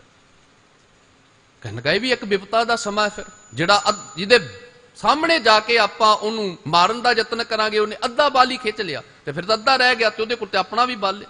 बड़ी विपता पै गई। सगरीव लड़िया बाली दे नाल, चंगा बाली ने उहनूं कुटमार कीती, बेचारा दुखी होया। श्री रामचंद्र नूं आके कहंदा भी चंगा कीता जे मेरे नाल, जे कुटमार ही करानी सी ते फिर मैं पहलां ही चंगा सां, घट्टो घट इस तों तां बचिया सां। तुहाडे आए दा की फायदा होया, तुसीं ते चंगा विपता च मैनूं पा दित्ता। कहन लगा जी तुहाडे दोनां दे चेहरे इक्को जे सन, मैं पहचान नहीं कर सकिया। कल नूं फिर लड़ी ते कल नूं तू अपने गल दे विच फुल्लां दी माला पा लवीं ते फिर जो जंग करी उहदे नाल, फिर मैं तेरी सहायता करांगा। हुण जदों फिर जंग करन लगा, लड़ाई होण लगी ते श्री रामचंद्र ने तीर मारिया ते बाली दे सीने विच जाके बाली नूं जाके लगा। श्री रामचंद्र सामने आए, अजे बाली दे विच जिंद साह चल रहे सन। उन्हें एक मेहना मारिया, तू ते अपने आप नूं अवतार कहना है ना, लोग तेनू अवतार कहते हैं, तेनू लोग त्रिलोकी दा अवतार कहते हैं भी ये तिन्ना लोकां दे विच तेरा मुकाबला करने वाला कोई नहीं, ते एक अवतार हो के तू धोखे नाल मैनू मार रहा। ये ते अवतार दे उत्ते कलंक है ना, एक कलंक तेरे उत्ते लग गया भी धोखे नाल तू सामने आके लड़दा, ते मैं तेनू मनदा भी तू वाकई योद्धाधारी है, बड़ा सूरमा है, अवतार है, धोखे नाल मारिया तू मैनू। रामचंद्र कहते ने तेरे वर्गे दुष्टां नूं अगर धोखे नाल भी मारना पवे ना, वो जायज है। वो अपने वाल ते देख ना, पहला एक भरा होके तू दूजे भरा दी घरवाली नूं हत्या के बैठा सै। सोच इंसानियत है इस गल दे विच? तू तो इंसान, तेरे विच तो गुण ही नहीं भी जिहड़े एक गुण होने चाहिए ने एक भरा दे दूजे भरा दे प्रति। उन्होंने चलो ज्ञान कराया, गल वखरी, उन्हें अपनी भुल दी खिमा मंगी, चलो संसार तो तुर गया। पर जिहड़ी सहायता लैनी पई आखिर रामचंद्र नूं उन्हां वानरां दी सहायता लैनी पई। वानरां तो बिना उन्हें रावण नूं हत्याया नहीं, अपनी घरवाली नूं वापस नहीं लैके आया। ਇਹਦਾ मतलब किरत ਜਿਹੜੀ परमात्मा ने पाई वो मिट नहीं सकती इस संसार दे विच, भी ਜਿਹੜੀ भावी ਦਾ ਜਿਹੜਾ कर्म है ना वो मिट नहीं सकता। इस संसार दे मनोत सी भी ਇਹਦੇ ਤੋਂ कोई बच नहीं सकता। गुरु नानक साहब दाता जी श्लोक दे विच कहना चाहते हैं, जिहदे उत्ते भावी ਦਾ ਜਾਂ कर्मां ਦਾ ਜਿਹਦੇ उत्ते लेखा जोखा लगता है ना, ਉਹਨੂੰ रब नहीं कहा जा सकता, ਉਹਨੂੰ परमात्मा नहीं कहा जा सकता।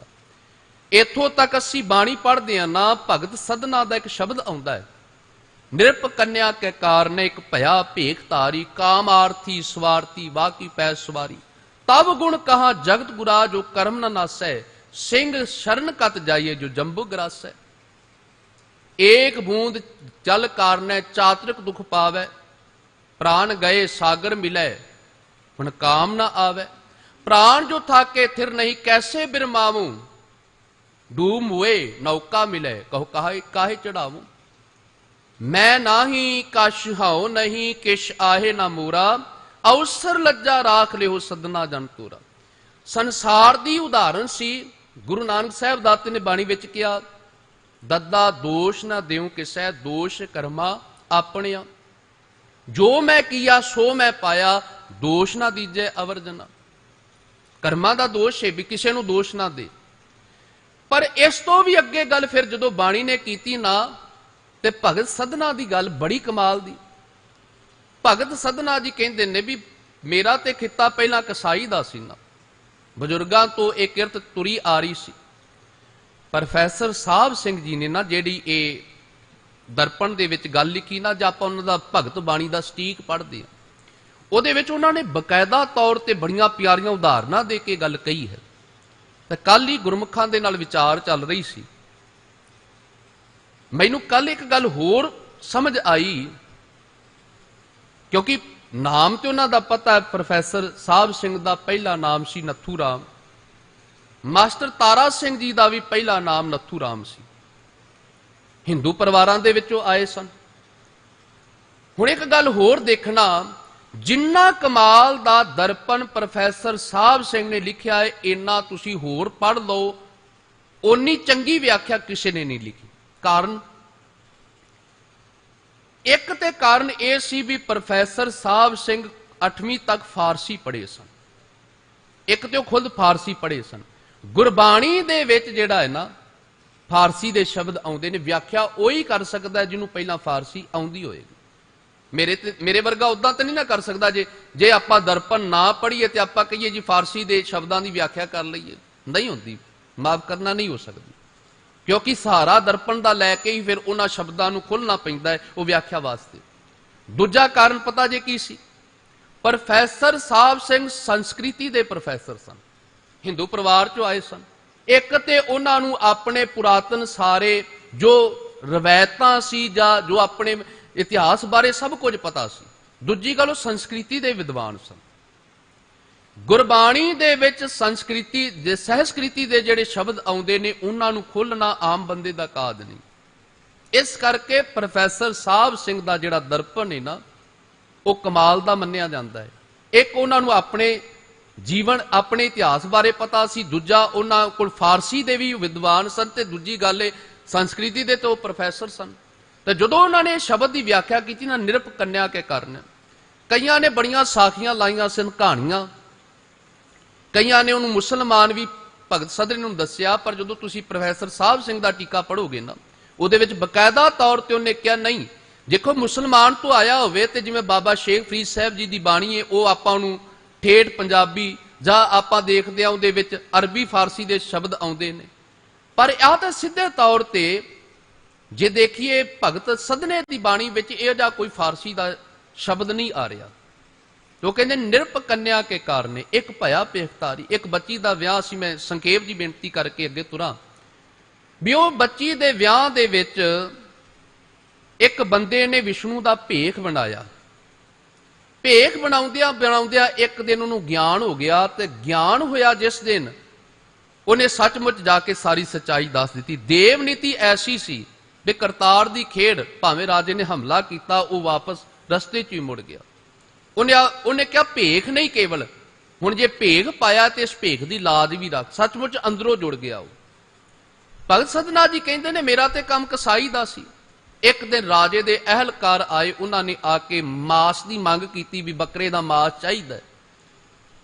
ਤਾਂ ਭਗਤ ਸਧਨੇ ਦੇ ਮਨ ਦੇ ਵਿੱਚ ਆ ਗਿਆ ਵੀ ਸਾਰਾ ਬੱਕਰਾ ਕੱਟ ਦਿਆਂਗਾ, ਕਿ ਉਹ ਅੱਜ ਦੀ ਤਰ੍ਹਾਂ ਫਰਿੱਜ ਆ ਤੇ ਨਹੀਂ ਸੁਣਾਉਂਦੇ, ਤੇ ਇਹ ਤੇ ਖਰਾਬ ਹੋ ਜਾਏਗਾ ਸਵੇਰ ਤੱਕ, ਗਰਮੀ ਦਾ ਸਮਾਂ ਹੈ, ਸਵੇਰ ਤੱਕ ਖਰਾਬ ਹੋ ਜਾਏਗਾ, ਕਿਉਂ ਨਾ ਹੋਵੇ ਉਹਨਾਂ ਕੋ ਕੱਟ ਲਵਾਂ, ਵੀ ਇੱਕ ਲੱਤ ਕੱਟ ਕੇ ਇਹਨਾਂ ਨੂੰ ਦੇ ਦਿਆਂ। ਜਦੋਂ ਕੱਟਣ ਲੱਗਾ ਮਨ ਦੇ ਵਿੱਚ ਗਿਆਨ ਆ ਗਿਆ, ਬਈ ਬੰਦਿਆ ਇੱਕ ਵਿਚਾਰੇ ਜੀਵ ਦੇ ਇਹ ਸਾਰੀ ਤੂੰ ਇਹਨੂੰ ਲੱਤ ਕੱਟ ਦੇਗਾ, ਸਾਰੀ ਰਾਤ ਤੜਫਦਾ ਰਹੇਗਾ। ਕਿ ਉਹਨੂੰ ਅੰਦਰ ਮਹਿਸੂਸ ਹੋਇਆ ਮੈਂ ਗਲਤ ਕਰ ਰਿਹਾ। ਵਾਪਸ ਆਇਆ, ਅਹਿਲਕਾਰਾਂ ਨੂੰ ਕਹਿਣ ਲੱਗਾ ਜੀ ਮੈਂ ਨਹੀਂ ਕੱਟ ਕੇ ਦੇ ਸਕਦਾ, ਅੱਜ ਤੋਂ ਬਾਅਦ ਇਹ ਦੁਕਾਨ ਤੋਂ ਤੁਹਾਨੂੰ ਮਾਸ ਵੀ ਨਹੀਂ ਮਿਲੇਗਾ। ਉਹ ਕਹਿਣ ਲੱਗੇ ਕਿਉਂ?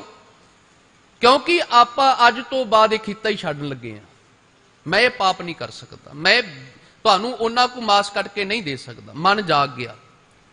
ਹੁਣ ਦੁਨੀਆ ਦੀ ਉਦਾਹਰਣ ਸੀ ਵੀ ਸਧਨਿਆ ਭਾਵੇਂ ਤੂੰ ਭਗਤੀ ਕਰਨ ਲੱਗ ਗਿਆ, ਪਰ ਤੇਰੇ ਪਹਿਲੇ ਕਰਮ ਤੇ ਕਸਾਈਆਂ ਵਾਲੇ ਨੇ ਨਾ, ਉਹ ਛੁੱਟ ਤੇ ਨਹੀਂ ਸਕੇਗਾ ਤੂੰ।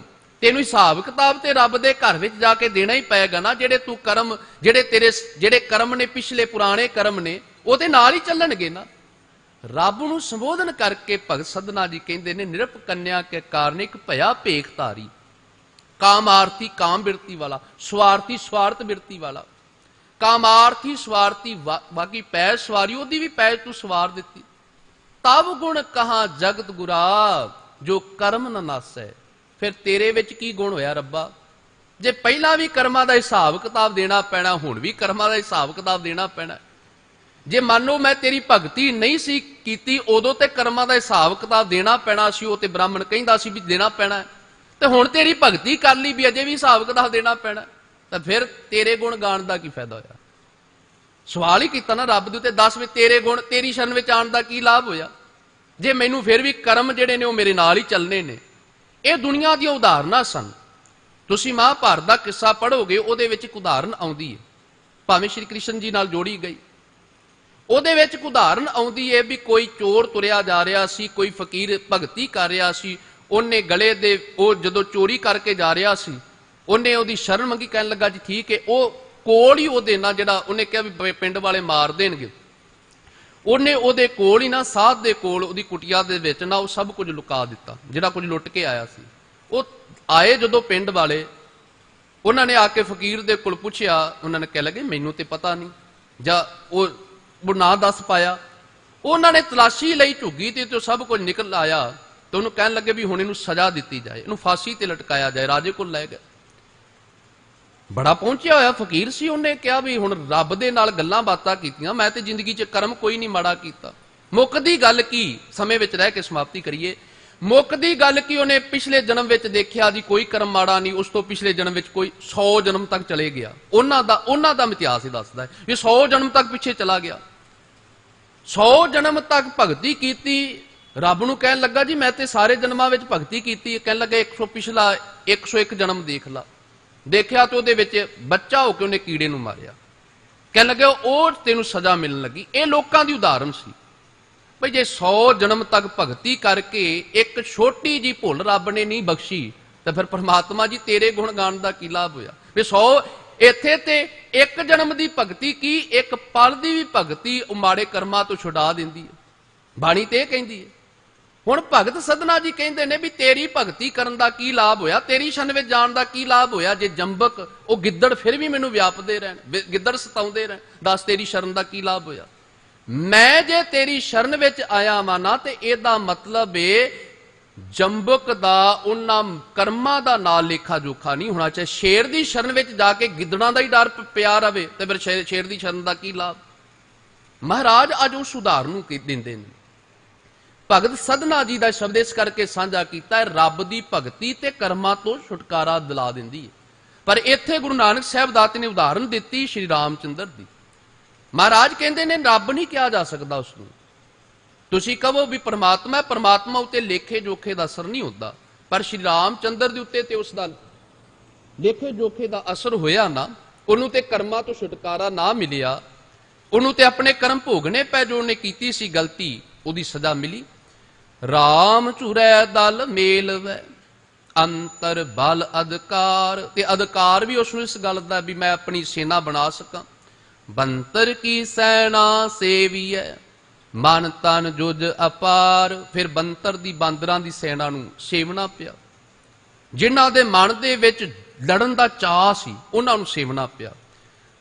ਸੀਤਾ ਲੈ ਗਿਆ ਦੈ ਸ਼ਿਰੋ ਲక్ష్మణ ਮੂਸ ਸਰਾਪ, ਜਦੋਂ ਸੀਤਾ ਨੂੰ 10 ਸਿਰਾਂ ਵਾਲਾ, 10 ਸਿਰਾਂ ਦਾ ਵਿਦਵਾਨਾਂ ਨੇ ਵਿਆਖਿਆ ਕੀਤੀ ਵੀ ਜਿੰਦਾ ਦਿਮਾਗ ਇੰਨਾ ਤੇਜ਼ ਸੀ ਵੀ ਜਿਵੇਂ 10 ਬੰਦਿਆਂ ਦਾ ਦਿਮਾਗ ਹੋਵੇ। ਦੈ ਸ਼ਿਰੋ 10 ਸਿਰਾਂ ਵਾਲਾ ਜਦੋਂ ਲੈ ਗਿਆ ਰਾਮਚੰਦਰ ਜੀ ਵਾਪਸ ਆਏ, ਉਹਨੇ ਆ ਕੇ ਲక్ష్మణ ਨੂੰ ਪੁੱਛਿਆ ਵੀ ਲక్ష్మణ ਦੱਸ ਕਿੱਥੇ ਆ ਤੇਰੀ ਭਰਜਾਈ, ਤੇਰੀ ਭਾਬੀ ਕਿੱਥੇ ਆ? ਉਹਨੇ ਕਿਹਾ ਜੀ ਮੈਂ ਤੇ ਗਿਆ ਸਾਂ ਤੁਹਾਡੇ ਮਗਰ। ਉਹਨੇ ਗੁੱਸੇ ਦੇ ਵਿੱਚ ਆ ਕੇ ਰਾਮਚੰਦਰ ਨੇ ਕਹਿ ਦਿੱਤਾ ਫਿਰ ਤੂੰ ਰੱਖਿਆ ਨਹੀਂ ਕਰ ਸਕਦਾ, ਜਿਹੜੀ ਤੈਨੂੰ ਜ਼ਿੰਮੇਵਾਰੀ ਦੇ ਕੇ ਗਿਆ ਸਾਂ ਉਹ ਕੀਤੀ ਨਹੀਂ, ਤੇ ਮੇਰੇ ਪਾਸੇ ਇੱਕ ਪਾਸੇ ਹੋ ਮਾਰ, ਇਦਾਂ ਜਾਂ ਕਹਿ ਕੇ ਉਹਨੇ ਕਹਿ ਦਿੱਤਾ। ਮਹਾਰਾਜ ਨੇ ਉਹ ਉਦਾਹਰਨ ਦਿੱਤੀ। ਮਹਾਰਾਜ ਦਾਤਾ ਜੀ ਕਹਿੰਦੇ ਨੇ ਫਿਰ ਇੱਕ ਦਿਨ ਆਇਆ, ਸੱਚਮੁੱਚ ਲక్ష్మణ ਜਿਹੜਾ ਸੀ ਉਹ ਰਾਵਣ ਦੇ ਤੀਰ ਦੇ ਨਾਲ ਮੁਰਸ਼ਦ ਹੋ ਗਿਆ। ਫਿਰ ਉਹ ਬੜਾ ਲੰਮਾ ਚੌੜਾ ਉਹਨਾਂ ਦੇ ਵਿੱਚ ਦਿਖਾਇਆ ਗਿਆ ਵੀ ਗਰੁੜ ਦੀ ਸਹਾਇਤਾ ਲਈ, ਜਾਂ ਆਪਾਂ ਦੇਖਦੇ ਆ ਉਹ ਤੇ ਗਰੁੜ ਦੀ ਸਹਾਇਤਾ ਉਦੋਂ ਲਈ ਸੀ ਜਦੋਂ ਸੱਪ ਕੱਟਿਆ, ਤੇ ਜਦੋਂ ਹਨੂਮਾਨ ਸਾਰੇ ਭਾਰ ਨੂੰ ਚੁੱਕ ਕੇ ਲਿਆ, ਇਹ ਉਹਨਾਂ ਦੀ ਉਦਾਹਰਣ ਸੀ। ਹੈ ਜਾਂ ਨਹੀਂ, ਮੈਂ ਇਹ ਨਹੀਂ ਉਦਾਹਰਣ ਦੇ ਰਿਹਾ, ਮਹਾਰਾਜ ਦਾਤੇ ਨੇ ਉਹ ਕੇਵਲ ਉਦਾਹਰਣ ਲਈ ਹੈ। ਆਪਾਂ ਉਦਾਹਰਨਾਂ ਨਾਲ ਜੁੜ ਜਾਈਏ। ਪਿਛਲੀ ਪੰਕਤੀ ਵਿੱਚ ਸਾਰਾ ਕੁਝ ਸਪਸ਼ਟ ਕੀਤਾ ਹੈ, ਜਿਹੜੀ ਮੈਂ ਸ਼ੁਰੂਆਤ ਦੇ ਵਿੱਚੋਂ ਤੁਹਾਨੂੰ ਦੱਸੀ ਹੈ। ਇਹ ਕੇਵਲ ਉਦਾਹਰਨਾਂ ਨੇ। ਉਦਾਹਰਨਾਂ ਨੂੰ ਆਪਾਂ ਉਦਾਹਰਨਾਂ ਨਾਲ ਜੁੜ ਕੇ ਕਹੀਏ ਵੀ ਜਿਹੜਾ ਮੁੱਖ ਸਿਧਾਂਤ ਤੇ ਉਹਦੇ ਤੋਂ ਪਾਸੇ ਹੋ ਜਾਈਏ, ਉਹ ਨਹੀਂ ਸਹੀ ਲੱਗਦਾ। ਆਓ ਸੰਖੇਪ ਜੀ ਬੇਨਤੀ ਸਮਝੀਏ। ਹਣਵੰਤਰ ਆਰਾਧਿਆ ਆਇਆ ਕਰ ਸੰਜੋਗ। ਹੁਣ ਲੈ ਕੇ ਤੇ ਇੱਕ ਸਾਧੂ ਗਿਆ ਹੈ, ਪਰ ਲੈ ਕੇ ਕੌਣ ਗਿਆ ਪਤਾ ਲੱਗਾ ਜੀ, ਰਾਵਣ ਲੈ ਗਿਆ। ਫਿਰ ਕਹਿੰਦੇ ਵੀ ਲੈ ਕੇ ਕਿੱਧਰ ਗਿਆ ਇਹ ਨਹੀਂ ਸੀ ਪਤਾ ਲੱਗਦਾ। ਹਨੂਮੰਤਰ ਹਨੂਮਾਨ ਨੂੰ ਬੁਲਾਇਆ ਗਿਆ, ਆਰਾਧਿਆ ਗਿਆ ਉਹਨੂੰ। ਹਨੂਮਾਨ ਨੇ ਆ ਕੇ ਦੱਸਿਆ ਅਸ਼ੋਕ ਵਾਟਕਾ ਦੇ ਵਿੱਚ ਲੈ ਕੇ ਗਿਆ। ਉਹ ਲੰਮੀ ਚੌੜੀ ਗੱਲ ਹੈ, ਹੁਣ ਸਮਾਂ ਇੰਨਾ ਨਹੀਂ ਮੈਂ ਕਹਿ ਸਕਾਂ। ਭੂਲਾ ਦੈਤ ਨਾ ਸਮਝਈ ਤਿਨ ਪ੍ਰਭ ਕੀਏ ਕਾਮ। ਭੂਲਾ ਮਾਰਗ ਤੋਂ ਖੁੰਝ ਗਿਆ ਦੈਤ, ਰਾਵਣ ਨਹੀਂ ਸਮਝਿਆ, ਇਸ ਕਰਕੇ ਭੇਖ ਧਰਮੀ ਦਾ ਬਣਾ ਕੇ ਉਹਨੇ ਮਾੜਾ ਕਰਮ ਕੀਤਾ। ਪਰ ਅਸਲ ਵਿੱਚ ਇਹ ਮੌਤ ਆਪਣੇ ਵਾਸਤੇ ਆਪ ਸਹੇੜ ਰਿਹਾ ਸੀ। ਤਿਨ ਪ੍ਰਭ ਕੀਏ ਕਾਮ, ਇਹ ਪਰਮਾਤਮਾ ਪਰਮੇਸ਼ਰ ਦੀ ਸਾਰੀ ਖੇਡ ਉਹਦੀ ਸੀ। ਇੱਕ ਪੰਕਤੀ ਵਿੱਚੋਂ ਰਹਿ ਗਈ, ਨਾਨਕ ਕਰਤਾ ਕਰਨਹਾਰ ਕਰ ਵੇਖੈ ਥਾਪ ਉਥਾਪ। ਪਰਮਾਤਮਾ ਸਭ ਕੁਝ ਕਰਨ ਦੀ ਤਾਕਤ ਰੱਖਦਾ, ਉਹ ਕਰਨਹਾਰ ਹੈ। ਉਹ ਸਭ ਕੁਝ ਬਣਾ ਕੇ ਸਾਰੇ ਜੀਵਾਂ ਨੂੰ ਉਹਨੇ ਆਪੋ ਆਪਣੇ ਕਾਜ ਦੇ ਵਿੱਚ ਲਾਇਆ ਹੈ। ਸਾਰੀ ਖੇਡ ਰੱਬ ਦੀ ਰਚੀ ਹੋਈ ਹੈ। ਮਨ ਮੈਂ ਝੁਰੈ ਰਾਮਚੰਦ ਸੀਤਾ ਲక్ష్మణ ਜੋਗ। ਮਨ ਦੇ ਵਿੱਚ ਝੂਰਦਾ ਹੈ ਰਾਮਚੰਦ, ਦੁਖੀ ਉਹਨੂੰ ਵੀ ਹੋਣਾ ਪਿਆ। ਜਿਹੜਾ ਦੁਖੀ ਹੋ ਗਿਆ ਉਹ ਰੱਬ ਨਹੀਂ ਹੋ ਸਕਦਾ, ਉਹਨੂੰ ਵੀ ਝੂਰਨਾ ਪਿਆ। ਬੜਾ ਪਿਆਰ ਸੀ ਲక్ష్మణ ਦੇ ਨਾਲ, ਆਪਣੇ ਮੁਖ ਤੋਂ ਹੀ ਕੁਝ ਬੋਲ ਨਿਕਲ ਗਏ। ਸੀਤਾ ਦਾ ਵਿਛੋੜਾ ਪੈ ਗਿਆ, ਉਸ ਵਿਯੋਗ ਦੇ ਵਿੱਚ ਵੀ ਦੁਖੀ ਹੋਣਾ ਪਿਆ। ਜਿਹੜਾ ਦੁਖੀ ਹੋ ਗਿਆ ਤੇ ਇਹਦਾ ਮਤਲਬ ਉਹਨੂੰ ਰੱਬ ਨਾਲ ਤੁਲਨਾ ਨਹੀਂ ਦਿੱਤੀ ਜਾ ਸਕਦੀ। ਰੱਬ ਦੁਖੀ ਨਹੀਂ ਹੁੰਦਾ। ਹੁਣ ਉਹ ਗੱਲ ਕੀਤੀ, ਹਣਵੰਤਰ ਆਰਾਧਿਆ ਆਇਆ ਕਰ ਸੰਜੋਗ। ਭੂਲਾ ਦੈਤ ਨਾ ਸਮਝਈ ਤਿਨ ਪ੍ਰਭ ਕੀਏ ਕਾਮ। ਪਰਮਾਤਮਾ ਨੇ ਇਹ ਸਾਰੀ ਖੇਡ ਰਚੀ, ਦੈਤ ਰਾਵਣ ਨੂੰ ਇਹ ਗੱਲ ਸਮਝ ਨਹੀਂ ਆਈ। ਨਾਨਕ ਵੇ ਪਰਵਾਸੋ ਕਿਰਤ ਨਾ ਮਿਟੇ ਰਾਮ। ਕਰਤਾਰ ਦੀ ਖੇਡ ਹੈ, ਪਰਮਾਤਮਾ ਪਰਮੇਸ਼ਰ ਦੀ ਖੇਡ ਹੈ। ਕਿਉਂਕਿ ਮਾੜੇ ਕਰਮ ਜੇ ਕੀਤੇ ਨੇ ਨਹੀਂ ਮਿਟਦੇ, ਤੇ ਆਪਾਂ ਕਹਿ ਸਕਦੇ ਹਾਂ ਬੰਦੇ ਨੇ ਭਗਤੀ ਨਹੀਂ ਕੀਤੀ। ਜਿਹਨੂੰ ਲੋਕ ਅਵਤਾਰ ਕਹਿਣ, ਜੇ ਉਹਦੇ ਉੱਤੇ ਵੀ ਕਰਮਾਂ ਦਾ ਲੇਖ ਹੋਵੇ ਤੇ ਇਹਦਾ ਮਤਲਬ ਸਮਝਣਾ ਪਏਗਾ ਵੀ ਅਸੀਂ ਕਿਤੇ ਨਾ ਕਿਸੇ ਪੱਖ ਤੋਂ ਗਲਤੀ ਨਹੀਂ ਕਹਿ ਰਹੇ, ਗਲਤੀ ਤੇ ਨਹੀਂ ਕਰ ਰਹੇ। ਉਹਨੂੰ ਰੱਬ ਕਹਿਣਾ ਇਹ ਫਿਰ ਗਲਤੀ ਬਹੁਤ ਵੱਡੀ ਹੋ ਗਈ। ਗੁਰੂ ਨਾਨਕ ਸਾਹਿਬ ਦਾਤੇ ਦੇ ਬਚਨ, ਨਾਨਕ ਬੇਪਰਵਾਹ ਸੋ। ਰੱਬ ਕੇਵਲ ਬੇਪਰਵਾਹ ਹੈ, ਜਿਹਨੂੰ ਕਿਸੇ ਦਾ ਡਰ ਨਹੀਂ, ਜਿਹਨੂੰ ਕਦੇ ਝੋਰਾ ਨਹੀਂ, ਜਿਹੜਾ ਆਨੰਦ ਦੇ ਵਿੱਚ ਟਿਕਿਆ ਹੈ। ਬੰਦੇ ਦੇ ਉੱਤੇ ਇਹ ਸਭ ਕੁਝ ਲਾਗੂ ਹੁੰਦਾ ਹੈ। ਇਸ ਕਰਕੇ ਜੇ ਕਰਮਾਂ ਦਾ ਲੇਖ ਨਹੀਂ ਮਿਟਿਆ ਤਾਂ ਫਿਰ ਇਹਦਾ ਮਤਲਬ ਰੱਬ ਦੀ ਰਚਨਾ ਕੁਝ, ਪਰਮਾਤਮਾ ਦੀ ਖੇਡ ਉਹ ਰੱਬ ਹੀ ਜਾਣਦਾ ਹੈ, ਪਰਮਾਤਮਾ ਜਾਣਦਾ ਹੈ। ਉਹ ਹੀ ਸਭ ਤੋਂ ਵੱਡੀ ਤਾਕਤ ਦਾ ਮਾਲਕ ਹੈ। ਗੁਰੂ ਗਰੀਬ ਨਿਵਾਸ ਸਤਿਗੁਰੂ ਦਾਤਾ ਜੀ ਕਿਰਪਾ ਕਰਨ, ਜੋ ਅੱਜ ਦੇ ਪਾਵਨ ਪਵਿੱਤਰ ਅਮੋਲਕ ਬਚਨਾਂ ਦੇ ਰਾਹੀਂ ਮਹਾਰਾਜ ਦਾਤੇ ਨੇ ਸਾਨੂੰ ਸਮਝਾਇਆ ਹੈ। ਗੁਰੂ ਜੀ ਦੇ ਬਚਨ ਸਾਡੇ ਜੀਵਨ ਦਾ ਸ਼ਿੰਗਾਰ ਬਣ ਜਾਣ, ਤਾਂ ਕਿ ਲੋਕ ਸੁਖੀਏ ਪਰਲੋਕ ਸੁਹੇਲੇ ਹੋ ਸਕਣ। ਭੁੱਲਾਂ ਨਾ ਚਤਾਰਨੀਆਂ ਪਿਆਰ ਦੇ ਨਾਲ ਅਸ਼ੀਸ਼ ਬਖਸ਼ਣੀ ਮਹਾਰਾਜ ਅੱਗੇ ਵਾਸਤੇ ਸਮਤ ਸੋਝੀ ਬਖਸ਼ਿਸ਼ ਕਰਨ। ਅਦਬ ਸਤਕਾਰ ਦੇ ਨਾਲ ਆਖੋ ਜੀ ਵਾਹਿਗੁਰੂ ਜੀ ਕਾ ਖਾਲਸਾ, ਵਾਹਿਗੁਰੂ ਜੀ ਕੀ ਫਤਿਹ।